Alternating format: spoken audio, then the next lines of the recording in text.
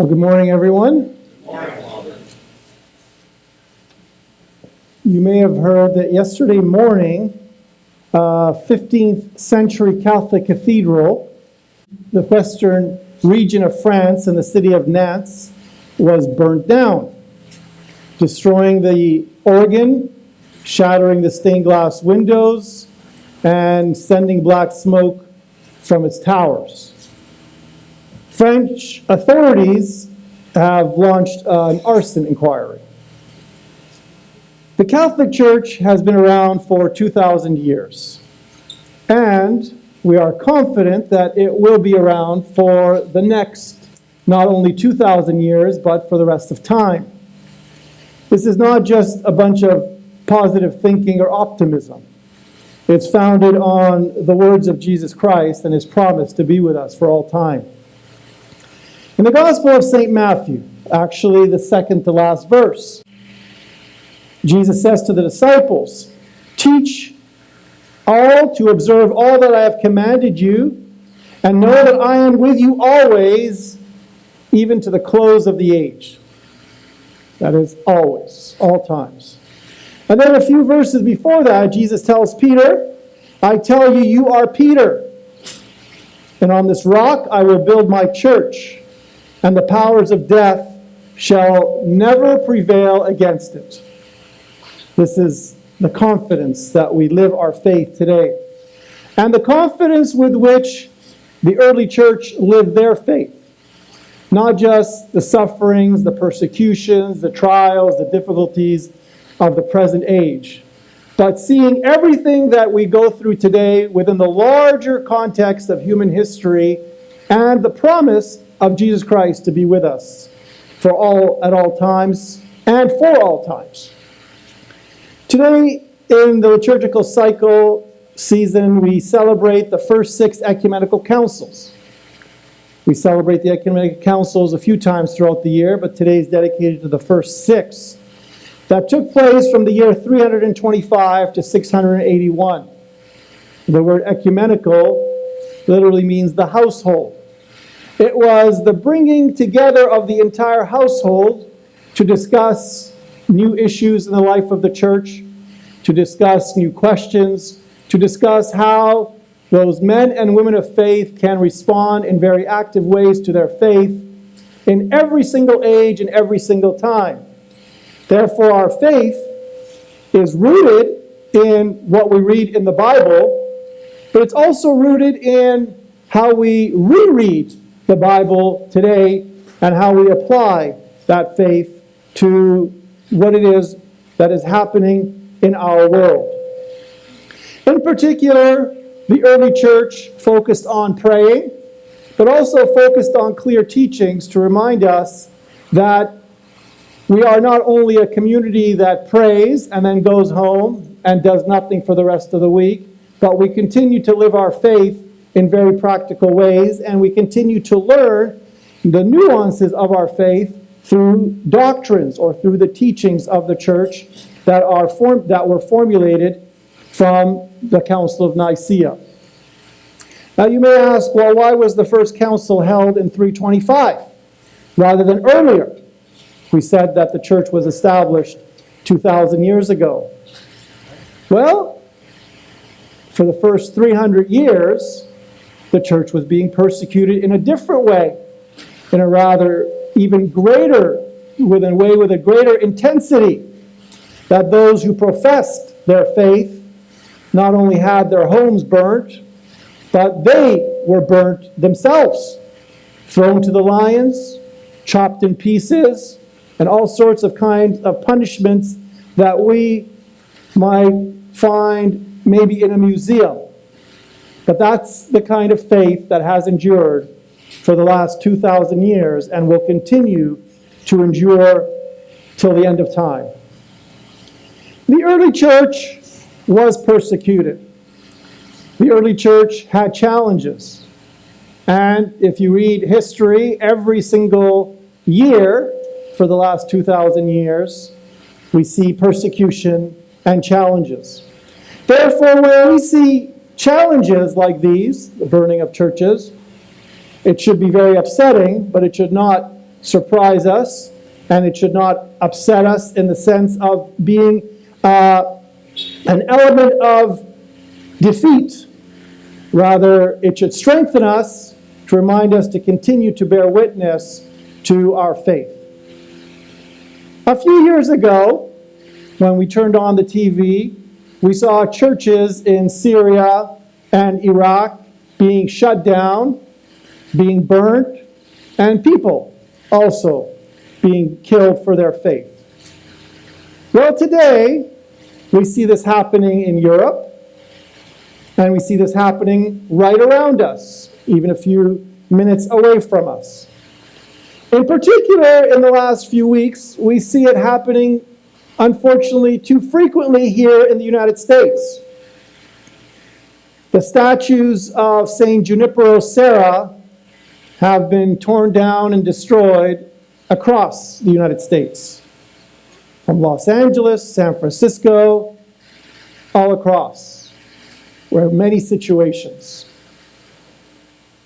On June 27th, in St. Louis, Missouri, Father Stephen Schumacher preached to hundreds of angry protesters while he and a crowd of faithful defended the statue of St. Louis in the city named after the sainted king. And people gathered to protect that statue, and others were attacked physically as rioters surrounded the statue and surrounded those who were protecting it. Father Schumacher told the protesters, St. Louis was a man who willed to use his kingship to do good for his people. And the area, the people around him, of course, did not want to hear any of it. The history of the statue of St. Louis the King is one founded in piety and reverence before God and for non-believers and for believers alike, he told them. He also reminded the crowd of the many things that St. Louis the Ninth did. He is the only king of France to be canonized by the church, and among many things, he was known for ending trial by combat and replacing it with trial by jury. So if you can imagine today, you go to a trial and you're told to win your trial, just fight it out. He said, no, let's try to develop a more decent way of resolving our problems. He also was a man who implemented many reforms in the French government, focused on impartial justice, protecting the rights of his subjects, and something that was unheard of or potentially not even thinkable at that time, asking for justice to be imparted impartially even among the wealthy, who often abuse their power. Of course, the statue was attacked but still remains there. These were not the only attacks. At the end of June 30th to be exact, a man named Anthony Weimer pulled down a statue of the Ten Commandments outside Flathead County Courthouse in northeastern Montana. And, unfortunately, the last weekend, within 48 hours, there were more than 4 Catholic churches and statues across the country, from Boston to Los Angeles, who were set on fire or vandalized. Last weekend, July 11th, a blaze gutted the 249-year-old St. Gabriel Mission. A few weeks earlier, which was not reported, the church had to remove the statue outside the cathedral because of all the threats on the basilica and on the statues themselves. That same day, in Boston, Massachusetts, the statue of Our Lady was set on fire. Also, that same day, July 11th, in Ocala, Florida, Stephen Anthony Shield, a 24-year-old man, was arrested and charged with attempted murder for setting fire to Queen of Peace Catholic Church. He drove his car into the church and proceeded to light 2 gallons of gasoline on fire. Parishioners were inside the church preparing for Mass, but no one was injured. And when he was interviewed, Shields said that what he did was awesome. And he smiled and laughed while the sheriffs questioned him. A day after, July the 12th, last Sunday, there was a beheading of a statue of the Virgin Mary that was found at St. Stephen's Parish in Chattanooga, Tennessee. And luckily, some stood up defending the rights of the church and the freedom of worship. Representative Chuck Fleischman, Tennessee Republican, called it a disturbing attack on Catholicism and religion. And then, a couple days ago, July 17th, Friday, the Venturi City Council voted to remove a statue of St. Junipero Serra from its location outside the City Hall. Unfortunately, there are a few more. Last Friday again, July 17th, St. Joseph Catholic Church in New Haven, Connecticut was vandalized with anarchist and satanic symbols. The Archdiocese of Hartford linked the attack of vandalism in New Haven to an apparent trend of desecrating Catholic spaces throughout the nation. And the Archdiocese issued a statement. The underlying motive of these sacrilegious attacks is clear: to intimidate and instill fear in the hearts of those who worship Christ. However, our cherished Catholic faith has survived for 2,000 years in the faces of many different oppressors, and it is not about to yield now. Therefore, we remain unafraid and resolute in our faith, and we will pray for a conversion of the hearts of those who wish to terrorize us. We keep in mind the words of our Lord, who says, "Do not worry about those who kill the body, but cannot kill the soul." And we know that despite these attacks, our faith remains strong. We have gathered here to celebrate our faith in safety, of course, in a way that we can continue to offer a sacrifice of thanksgiving and a sacrifice of praise to God that has been going on for thousands of years. How is this connected to our fathers who gathered not only during the first six ecumenical councils, but for all of us who gather today as well? We heard in the letter of St. Paul to Titus and from the Gospel of Matthew something that can summarize our faith that remains strong despite difficult times. In brief, 4 very important points that are presented in this epistle and gospel, and that we can say are the heart of the focus of all believers for the last 2,000 years. Number 1, stay strong in your belief in God. God is in charge. Things happen. Governments come and governments go. How many civilizations, how many countries have changed borders throughout the last 2,000 years? Yet the Catholic Church has remained strong and present. And throughout this time, our focus as a church has been to stay firmly focused on our belief in God.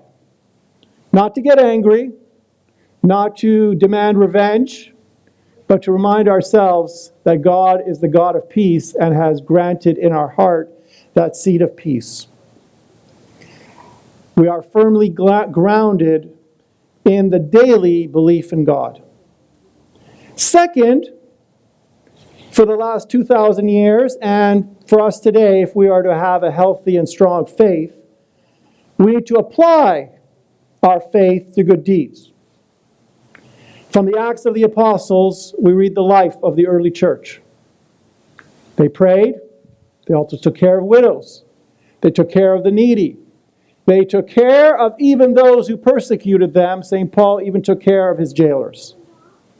And an essential aspect of us as a church, but also us as individuals, is that faith that is strong in us, that faith that we come to church to nourish and to strengthen, when we leave, gets applied in a very real way. Think of it as a cup. You fill it up, and it overflows. That is our faith. We fill up our life.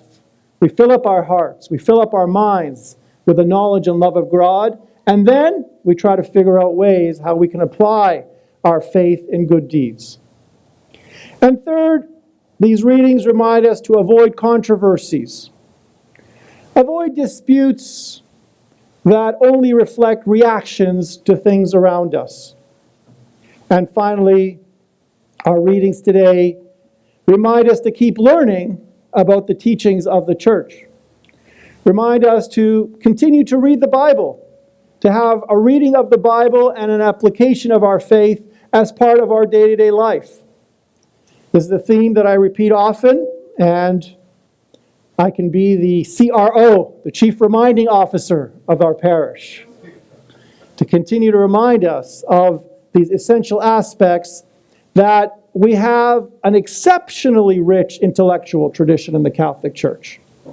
From philosophy to art to novels to civil laws, all sorts of aspects of society that are imbued with a biblical understanding of our faith. And that's why in the letter of St. Paul to Titus, he says, "The saying is sure, I desire you to insist on these things, so that those who believe in God may be careful to apply themselves in good deeds. These are excellent and profitable to men." And then in the gospel, Jesus reminds us, "You are the light of the world. A city set on a hill cannot be hid, nor do men light a lamp and put it under a bushel, but on a stand, and it gives light to all those in the house." And then at the end of this section, Jesus reminds us, "Whoever relaxes one of these commandments and teaches others to do so shall be called least in the kingdom of heaven, but he who does them and teaches them shall be called great in the kingdom of heaven." It's great when two verses can summarize so nicely these four elements and can place them before us today as we gather to pray. Strong belief in God. Application to good works. Avoiding controversies and focusing on growing in our knowledge of the teachings of our faith. This is our faith. This is what keeps us strong. This is what keeps us firmly grounded in our love for Christ. And make sure that our faith is not an abstract idea, but is something that we live and grow in every single day of our life.